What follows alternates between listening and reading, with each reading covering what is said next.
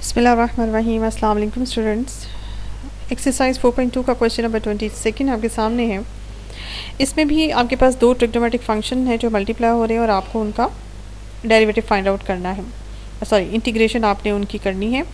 अब इसमें इंटरेस्टिंग बात यह है कि आपके पास जो ट्रिग्नोमेट्रिक फंक्शंस हैं उन ट्रिग्नोमेट्रिक फंक्शंस में से एक ट्रिग्नोमेट्रिक फंक्शन जो है वो दूसरे का डेरिवेटिव है। ठीक है, किस तरह से, अगर मैं यहाँ पे साइड पे लिखूँ, आपको पहले ही बता दूँ कि कॉट का डेरिवेटिव क्या होता है जी। कॉट एक्स का डेरिवेटिव आपके पास होता है माइनस कोसेकेंट स्क्वायर एक्स। अब अगर मैं कॉट को एफ ऑफ एक्स मानती हूँ, फंक्शन को ही मानती हूँ, और साथ में कोसेकेंट को उसके डेरिवेटिव के तौर पे कंसिडर करती हूँ, तो कोसेकेंट स्क्वायर की मुझे सिर्फ ज़रूरत थी, मुझे कोसेकेंट 4 की ज़रूरत नहीं है। तो एक कोसेकेंट स्क्वायर तो एज अ डेरिवेटिव आ जाएगा, तो दूसरे कोसेकेंट स्क्वायर का हम क्या करेंगे, कोसेकेंट स्क्वायर को ये हमारे पास एक्स्ट्रा होगा, तो फिर इस कोसेकेंट स्क्वायर को हम ऐसा करते हैं कि कॉट में ही रिड्यूस कर देते हैं। तो यहाँ पे दो तरीक़ों से हो सकता है। पहला तरीका जो मैं आपके साथ डिस्कस कर रही हूँ वो ये है। अब आपने क्या किया कि यहाँ पे कोसेकेंट की पावर चूँकि ऑड में थी, इवन में थी, इसलिए आपने उसके दो हिस्से कर दिए, और यहाँ है जी cot cube x d x. अब अगले स्टेप में हम क्या करेंगे, अगले स्टेप में कॉट क्यूब एक्स और इस कोसेकेंट को, एक कोसेकेंट को कन्वर्ट कर देंगे कॉट में। Cosecant square is equals to 1 plus cot square x, और इस कोसेकेंट को नहीं छेड़ेंगे, इसको ऐसे ही रहने देंगे।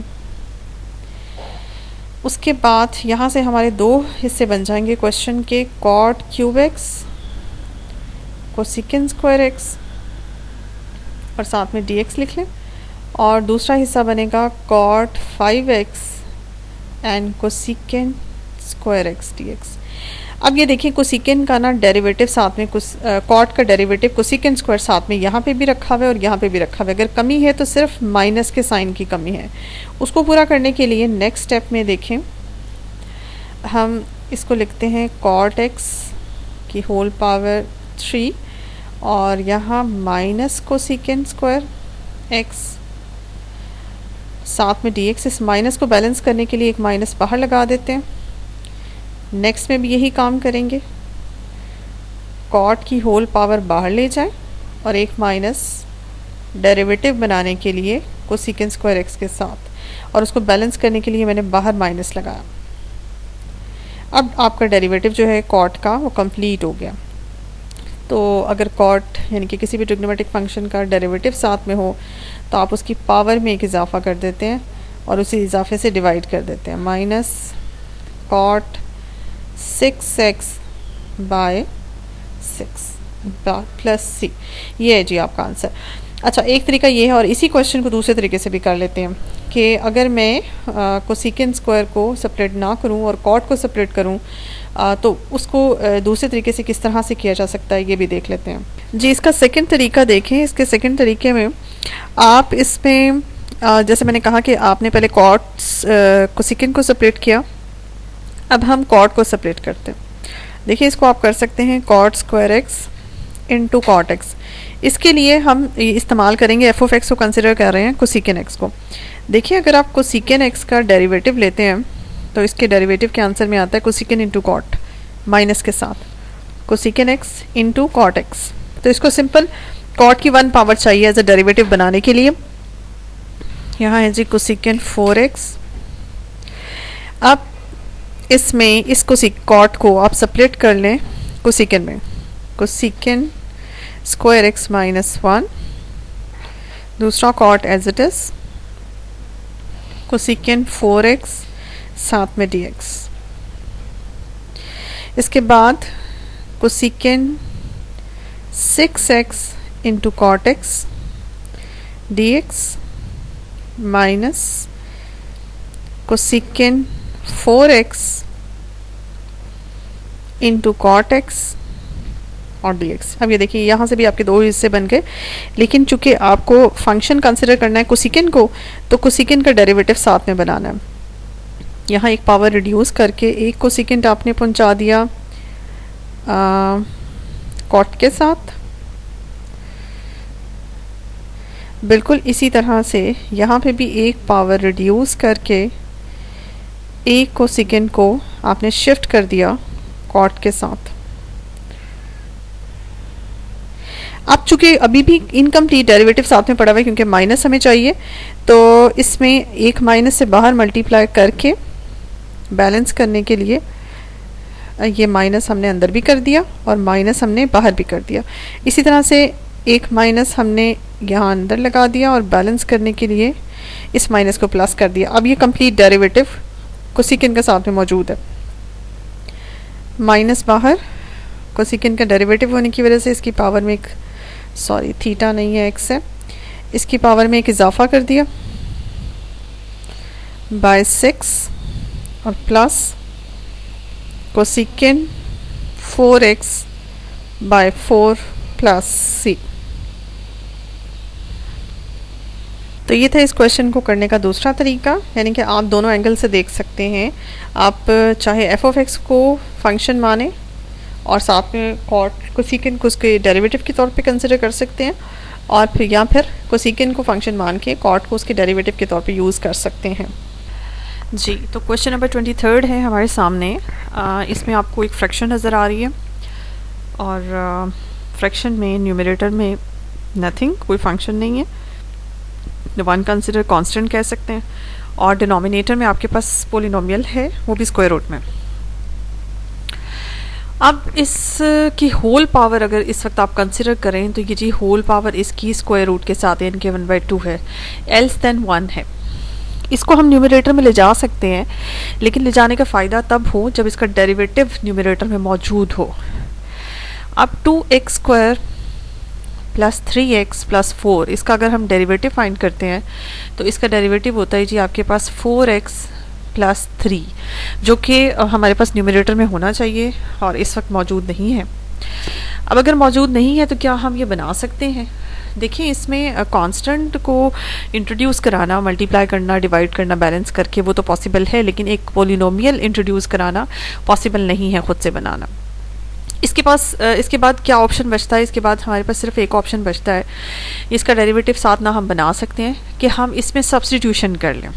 सब्स्टिट्यूशन इसमें इस तरह से करें, फ़िलहाल इसकी जो फॉर्म इस वक्त आपको नज़र आ रही है ये रफ़ फॉर्म है और इस रफ़ फॉर्म के अकॉर्डिंग यहाँ पे कोई सब्स्टिट्यूशन बज़ाहिर पॉसिबल नहीं है।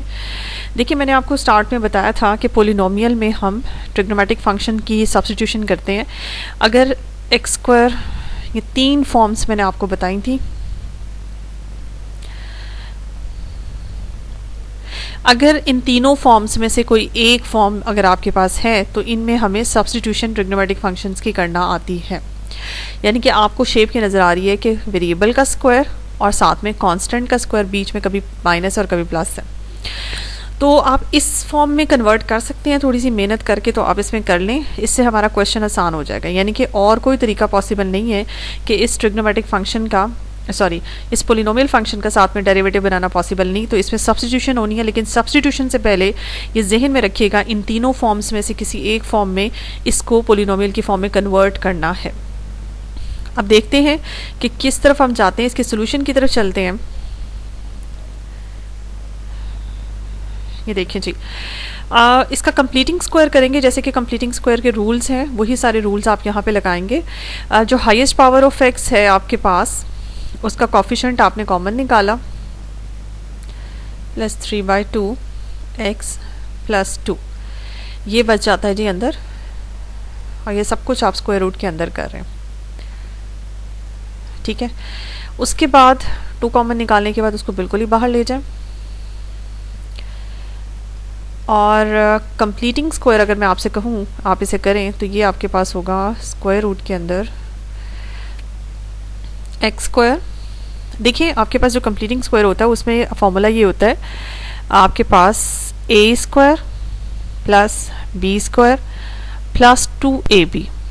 ठीक है, अब इसमें ए स्क्वायर का कैरेक्टर तो यहाँ पे आपके पास एक्स स्क्वायर का है, और 2ab का कैरेक्टर जो है वो 3/2x का है।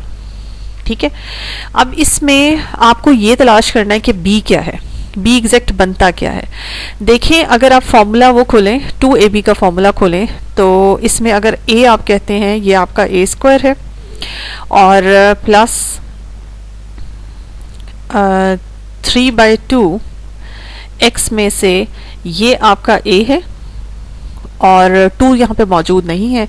अगर हम इसके रेफरेंस से देखें 2ab होना चाहिए, तो a तो इसमें मौजूद है, 2 मौजूद नहीं है फॉर्मूले का, तो इसमें आप 2 से मल्टीप्लाई और 2 से डिवाइड करते हैं। ठीक है, यहाँ पे 2 से मल्टीप्लाई और डिवाइड कर दें बैलेंस करने के लिए।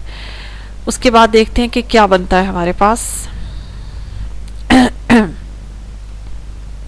ये देखिए dx ओवर स्क्वायर रूट, ये देखिए a का स्क्वायर प्लस 2 3/4 हो जाएगा।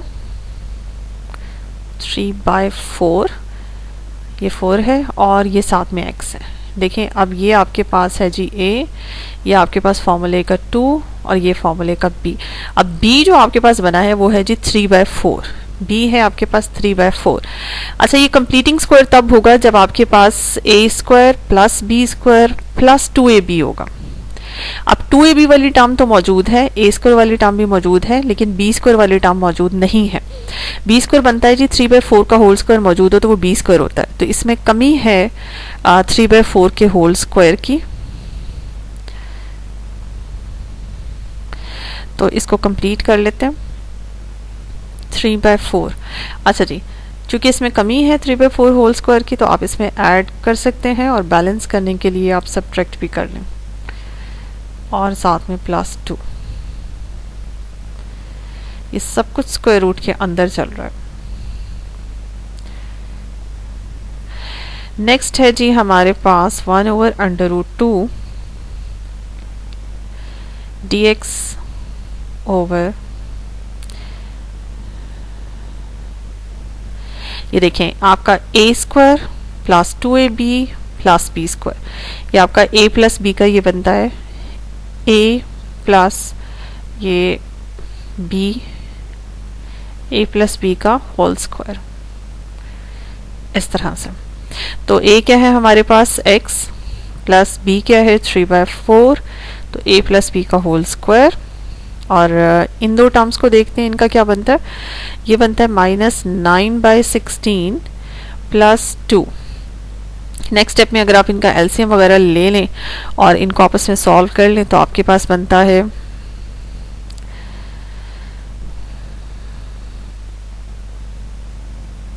ये देखिए जी x plus 3/4 whole square minus, यहाँ अगर प्लस कर लें तो और ब्रैकेट में सॉल्व करें -9 प्लस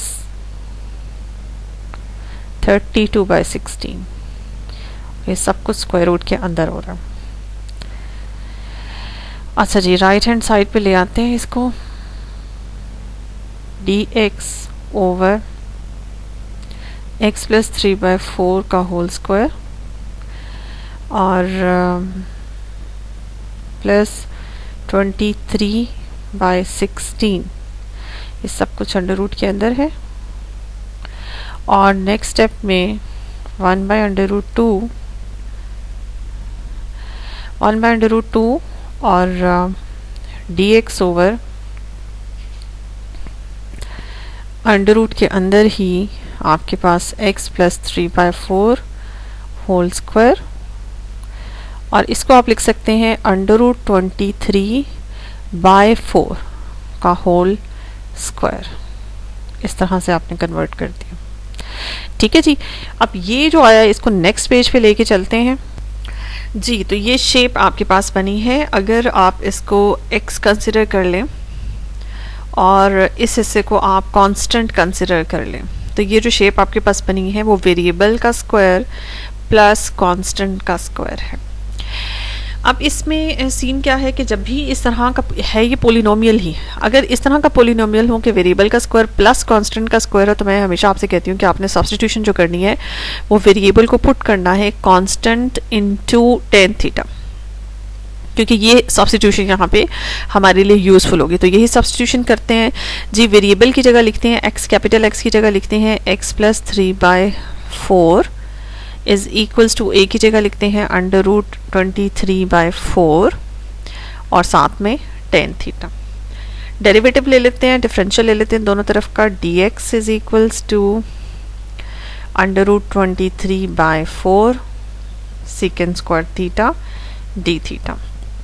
अब जाते हैं और अपने क्वेश्चन में इसको सब्स्टिट्यूट करते हैं और देखते हैं कि क्या हमारा क्वेश्चन आसान हुआ है। इसमें 1/√2 dx की जगह जी √23/4 secant square theta d theta, और डिनोमिनेटर में जाएगा जी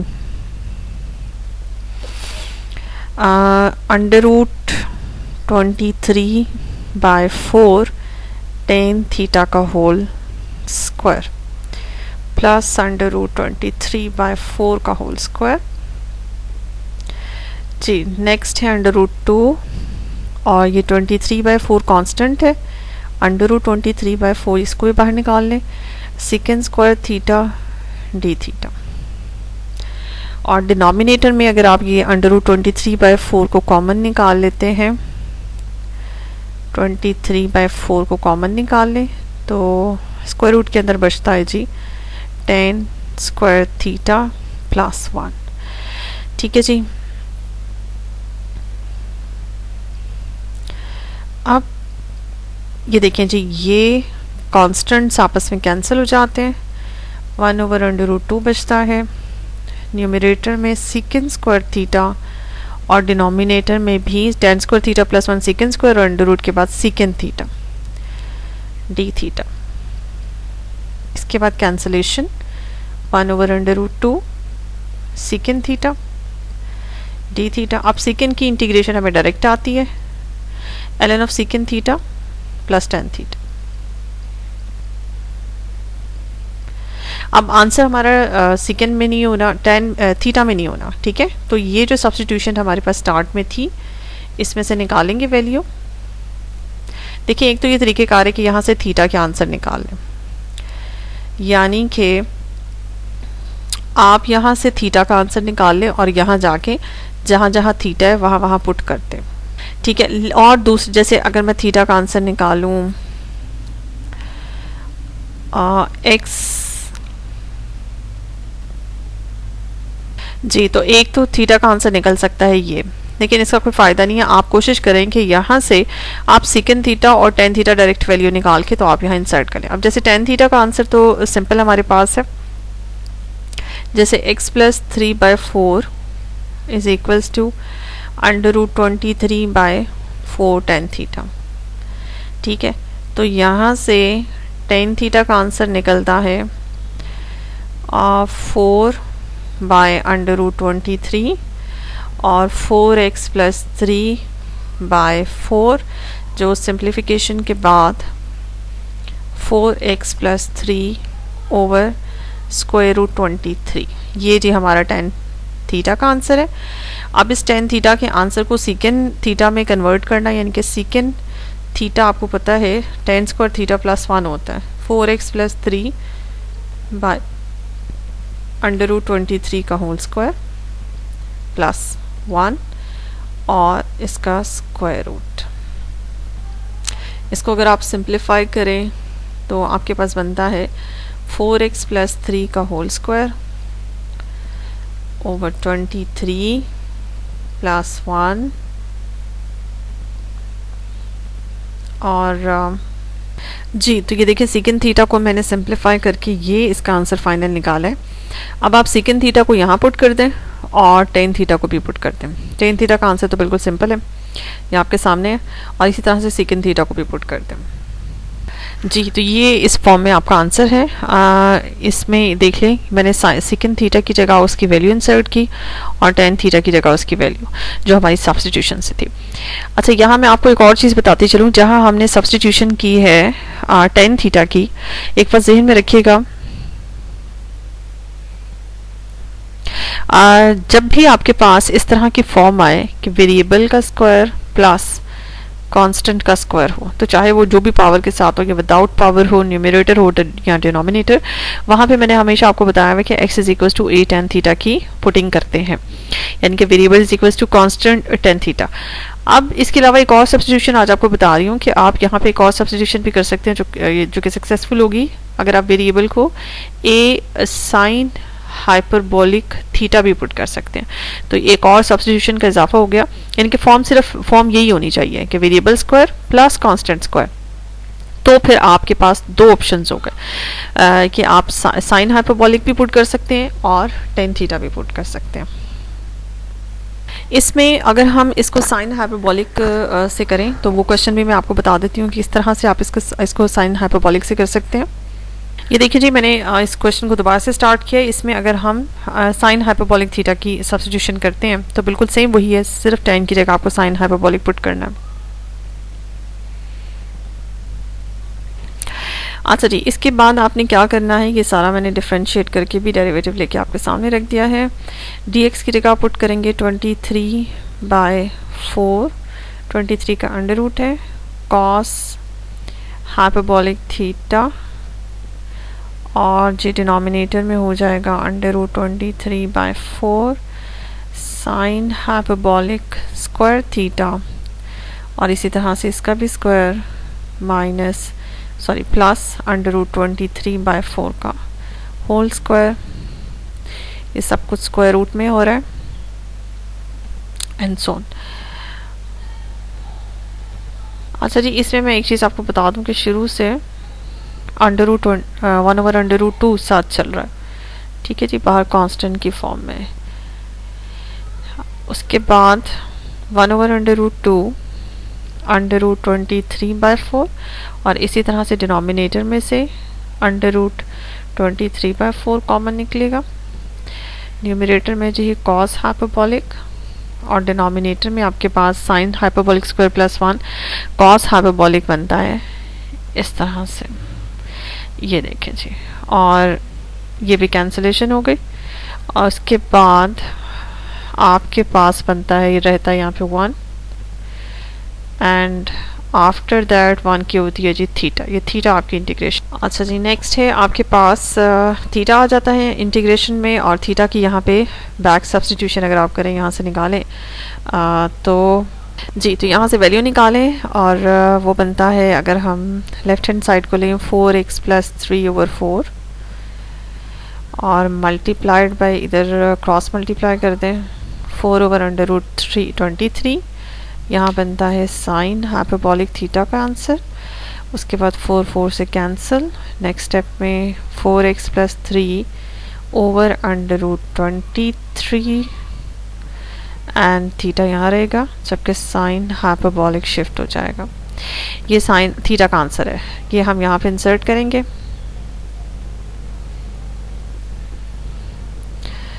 4x + 3/√23। ये जी आपको ये आंसर। अब ये वाला आपने देखा, इस मेथड से अगर आप करते हैं सॉल्व साइन हाइपरबोलिक की, यहाँ सब्स्टिट्यूशन करते हैं तो आपका क्वेश्चन जल्दी सॉल्व हो गया है, इसमें कम स्टेप्स थे। लेकिन अगर आप tan हाइपरबोलिक की tan थीटा की करते हैं तो आपका क्वेश्चन लंबा है, लेकिन कर आप दोनों से सकते हैं, आपकी मर्ज़ी है। मैंने आपको ऑप्शंस दे दिए और पॉसिबल वेज बता दिए किस किस तरह से आप इस क्वेश्चन को अटैम्प्ट कर सकते हैं। नेक्स्ट है जी हमारे पास क्वेश्चन नंबर 24 में आप देख सकते हैं कि सिंपल ये क्वेश्चन है। इसमें एक पॉलिनोमियल है और बहुत ही सिंपल शेप है जिसको हमें कुछ भी करने की ज़रूरत नहीं है। और इस शेप के बारे में मैंने आपको पहले भी बताया हुआ है कि जब भी ये शेप आए कि इस तरह का पॉलिनोमियल हो constant square minus variable square, तो इसके अंदर आपने जो सब्स्टिट्यूशन करनी है, बहुत ही आइडियल क्वेश्चन है। जहाँ जहाँ वेरिएबल है वहाँ a cos थीटा या साइन थीटा, आपकी अपनी मर्जी है, आप जो मर्जी पुट कर लें। दोनों में से दोनों ऑप्शन हैं आपके पास, आप इन दोनों में से कोई एक सब्स्टिट्यूशन कर सकते हैं। तो इस वक्त हमने की है cos थीटा की, उसके बाद हमने लिया है जी डिफरेंशियल दोनों तरफ का, और चलते हैं अपने क्वेश्चन के सोल्यूशन की तरफ। तो ये बनता है हमारे पास a² minus a² cos square theta minus a sine theta d theta. अच्छा जी, a कॉमन निकाला यहाँ से तो स्क्वायर के साथ अंडर रूट और ख़त्म हो जाता है, और एक a यहाँ से कॉमन निकलता है, तो ये स्क्वायर माइनस भी बाहर कर देते हैं, तो 1 माइनस कॉस स्क्वायर बचता है आपके पास स्क्वायर रूट में, और यहाँ बचता है जी साइन थीटा। नेक्स्ट है साइन थीटा बनता है अंडर रूट खुलने के बाद, और एक साइन थीटा आपके पास ऑलरेडी बाहर है, जिसकी वजह से ये बन जाता है साइन स्क्वायर थीटा। अब मैंने पहले भी आपको बताया था कि अगर कोई ट्रिग्नोमेट्रिक फंक्शन स्क्वायर के साथ आ जाए, स्पेशली साइन या कॉस, ये दोनों अगर स्क्वायर के साथ आ जाए तो इनकी डायरेक्ट इंटीग्रेशन नहीं होती है। तो साइन की डायरेक्ट होती है कॉस, कॉस की डायरेक्ट होती है साइन, इंटीग्रेशन हो सकती है, लेकिन साइन स्क्वायर की डायरेक्ट इंटीग्रेशन नहीं है। इसके लिए पहले भी मैंने आपको बताया था पिछले क्वेश्चंस में कि साइन जब भी हायर पावर के साथ या कॉस जब भी हायर पावर के साथ आता है तो हाफ एंगल फार्मूला लगा लें। ये वाला half angle formula sine theta by 2 is equals to 1 minus cos theta over 2, ये फार्मूला यहाँ पे इंसर्ट करें, इसके मुताबिक सेट करें। ये बनेगा आपके पास, अगर साइन थीटा हो तो 1 माइनस कॉस 2 थीटा ओवर 2 बन जाता है जी। तो इसमें साइन थीटा अगर आप इसके मुताबिक करते हैं, ये जैसे साइन स्क्वायर थीटा, इसमें मैंने हाफ एंगल का बेसिक फार्मूला आपको लिख के दिया, फिर उसको कन्वर्ट किया साइन थीटा के हिसाब से, फिर स्क्वायर लिया, तो आपके पास साइन स्क्वायर थीटा का ये आंसर बनता है। तो ये आप इंसर्ट कर दें यहाँ पे 1 माइनस कॉस 2 थीटा ओवर 2, ठीक है जी। इसके दो इंटीग्रेशन के क्वेश्चंस बन जाएंगे। एक होगा जी minus a square by 2 1 into d theta, और दूसरा होगा plus a square by 2 cos 2 theta, ठीक है जी। अब इसको मज़ीद करेंगे तो minus a square by 2 theta plus a square by 2 cos 2 theta, साथ में डी थीटा भी है जी। अच्छा, कॉस की इंटीग्रेशन हो जाएगी जी साइन 2 थीटा हो जाएगी, और एंगल का साथ में डेरिवेटिव मौजूद नहीं है तो उससे आप डिवाइड भी कर सकते हैं, ठीक है, क्योंकि वो कांस्टेंट है, इससे कोई फ़र्क नहीं पड़ता। Minus a square by 2 theta plus a square by 4 sine 2 theta.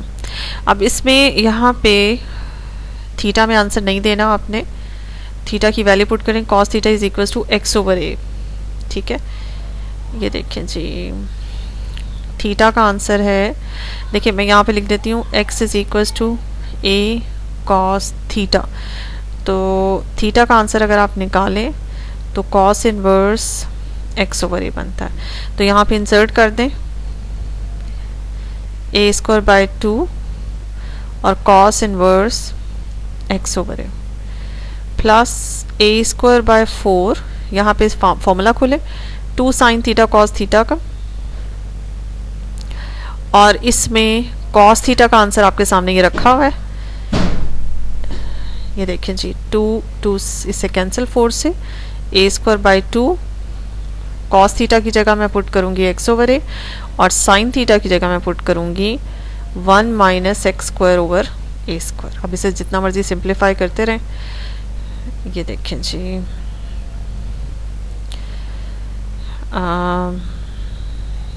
ये इसकी जगह मैंने सब्स्टिट्यूट किया है, ठीक है, इसकी जगह मैंने ये सब्स्टिट्यूट किया।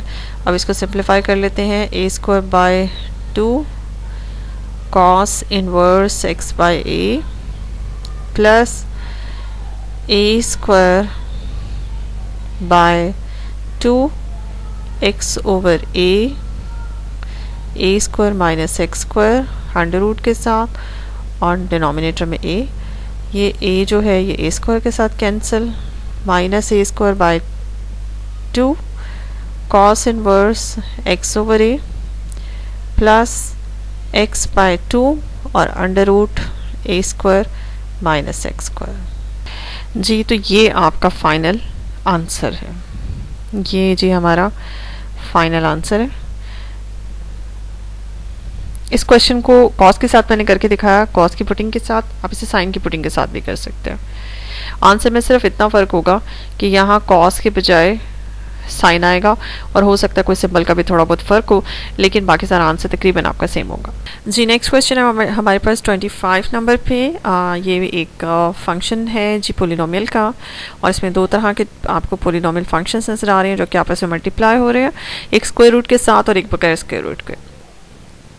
इसमें कोई फिक्स तरीका नहीं है इसको सॉल्व करने का, लेकिन आपको बस देखना है सुटेबिलिटी क्या है। इसमें अगर आप दोनों पोलिनोमियल्स का जायज़ा लें तो दोनों तकरीबन मैच करते हैं। बाहर आपके पास बगैर अंडर रूट के 2x+3 है। 2x+3 को अगर मैं इस तरह से सेपरेट करूँ 2x+1+2, तो ये हिस्सा जो है उसी पोलिनोमियल से एग्जैक्ट मैच करता है जो कि स्क्वायर रूट के अंदर है। तो इसी तरीके से मेरे ख्याल से मुझे तो ये तरीका इस वक्त जहन में आ रहा है कि मैं इसी तरीके से सॉल्व करूँ। इसमें इसको मैंने सेपरेट किया 2x+1+2, इसको 1 मान लिया इस तरह से। उसके बाद ये देखिए जी, अगर आप इसको a मान लें और इसको b मान लें तो इन दोनों के साथ अलग अलग से जाके आप स्क्वायर रूट वाला पोलिनोमियल जो है मल्टीप्लाई कर सकते हैं। ये देखें 2x+1 dx प्लस ये क्वेश्चन ही अलग हो जाएगा 2 टाइम्स 2x+1। अब इससे फ़ायदा क्या हुआ, इससे फ़ायदा आपको अभी पता चलेगा कि देखिए ये सेम है, पावर्स डिफरेंट है, पावर एडअप कर लें। 2x+1 की होल पावर 3/2 हो जाएगी और यहाँ पे 2x+1 की होल पावर 1/2 है। अब बेसिकली ये आपके पास एक पोलिनोमियल है। पोलिनोमियल अगर हम साइड पे जाके इसका डेरिवेटिव चेक करें 2x+1 का, तो इसका डेरिवेटिव होता है जी 2। अब देखें इसका डेरिवेटिव साथ में मौजूद है और आप इसकी पावर में सिंपल इजाफा कर देंगे। इसकी इंटीग्रेशन का यही तरीका है और कोई तरीका नहीं है। आपने इसकी पावर में इजाफा किया 1/2 + 1 किया और फिर उसी से आपने डिवाइड कर दिया। अब इस तरफ देखिए, इस तरफ क्या सीन है, इस तरफ जी आपके पास 2 तो है ही नहीं, तो 2 चूँकि कांस्टेंट है, कांस्टेंट को मल्टीप्लाई और डिवाइड करना कोई मुश्किल काम नहीं है। ये देखें जी, हमने बैलेंस करने के लिए डिवाइड भी कर दिया। नेक्स्ट स्टेप में आपके पास बना 2x+1 की होल पावर 3/2 + 1 और 3/2 + 1। ठीक है जी, ये दोनों हिस्से आपके पास इंटीग्रेट होके आ गए, कोई मुश्किल काम नहीं था। थोड़ा सा सिंप्लीफाई कर लें, 2x+1 की whole power 5/2 over 5/2 plus 2x+1 की होल पावर 3/2 ओवर 3/2। ये देखें जी, ये 2 इस 2 से कैंसिल हो जाता है और उसके बाद 2x+1 whole power 5/2 over 5 plus 2/3 2x+1 whole power 3/2। ये देखिए, और प्लस सी बेशक आप कर लें। ये आपका क्वेश्चन है जो सॉल्व किया, बहुत ही सिंपल क्वेश्चन था। हो सकता है कि आपके दिमाग में कोई और तरीका हो, किसी और तरीके से किया जा सकता हो, लेकिन मैंने एक सिंपल तरीका आपको बताया जिससे आप इसको इजीली अटेम्प्ट कर सकते हैं। नेक्स्ट है जी हमारे पास क्वेश्चन नंबर 26 में आप देखें आपके पास बहुत सिंपल सा पोलिनोमियल है। ये जो पोलिनोमियल है इसकी फॉर्म ये स्टैंडर्ड फॉर्म से मैच करती है और जब भी ये स्टैंडर्ड फॉर्म आती है हमें पता है हमने या तो tan की या हमने सीखा था कि साइन हाइपरबोलिक की सब्सटीट्यूशन करनी होती है। तो इसमें आपने पुट करना है x = कांस्टेंट। कांस्टेंट इस वक्त 1 है, तो यानी कि इस वक्त जो हमारे पास फॉर्म पड़ी हुई है वो 1 + x² पड़ी हुई है। तो कांस्टेंट 1 है और साथ में tan थीटा, यानी कि x को tan थीटा पुट करें और उसके बाद डिफरेंशियल लेके ये सब्स्टिट्यूशन कर दें अपने क्वेश्चन में। ये देखिए जी, आपका क्वेश्चन क्या बनता है, 1 + tan square theta whole power -3/2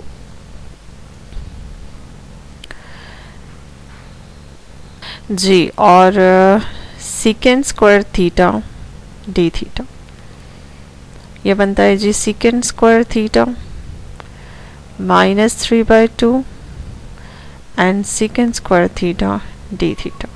अब ये चूँकि पावर इसकी नेगेटिव में है तो ये वैसे कैंसिल भी हो जाता है और ये डिनोमिनेटर में जाके सीकेंड क्यूब थीटा बनता है और ये है आपके पास secant square theta, cancel out हो जाता है और डिनोमिनेटर में सिर्फ आपके पास सीकेंड थीटा बनता है जो कि न्यूमरेटर में आके कॉस थीटा बन जाता है।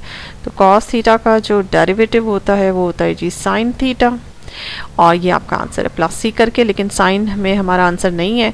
हम थीटा को यहाँ पे बैक सब्सटीट्यूट करेंगे। थीटा का अगर आंसर निकालना चाहें तो tan इनवर्स x होता है, लेकिन अगर आपके पास ऑप्शन है, आप सिर्फ थीटा की वैल्यू इंसर्ट करना चाहते हैं या आप इसमें साइन थीटा का आंसर पुट करना चाहते हैं। तो अगर मैं सिर्फ थीटा पुट करूं तो मेरा पास आंसर बनता है टेन इनवर्स एक्स। और अगर आप साइन थीटा की वैल्यू निकालना चाहते हैं तो जैसे कि टेन थीटा बराबर है एक्स के, यहाँ से सेकेंड थीटा की वैल्यू निकलेगी 1 plus x square under root के साथ, यहाँ से कॉस थीटा निकलेगा 1 over under root 1 plus x square, और यहाँ से साइन थीटा निकलेगा आपके पास 1 माइनस कॉस स्क्वायर थीटा, जो कि बनता है 1 minus 1 over 1 plus x square. इसको आप एलसीएम ले लें तो 1 plus x square minus 1 means x square over 1 plus x square whole under root के साथ। इसको मज़ीद अगर आप सिंप्लीफाई करें तो आपके पास बनता है एक्स ओवर, अच्छा जी तो इसमें आप ये देख सकते हैं साइन थीटा का आंसर निकला है। साइन थीटा की वैल्यू पुट कर देते हैं, sine x over 1 plus x square under root के साथ और प्लस सी, ये आपका जी फाइनल आंसर है। इसमें कांस्टेंट ऐड अप कर लें। इस तरह से क्वेश्चन नंबर 26 आज हमारा कंप्लीट हुआ। नेक्स्ट लेक्चर में इंशाल्लाह क्वेश्चन नंबर 27 से शुरू करेंगे। अब तक के लिए इतना ही।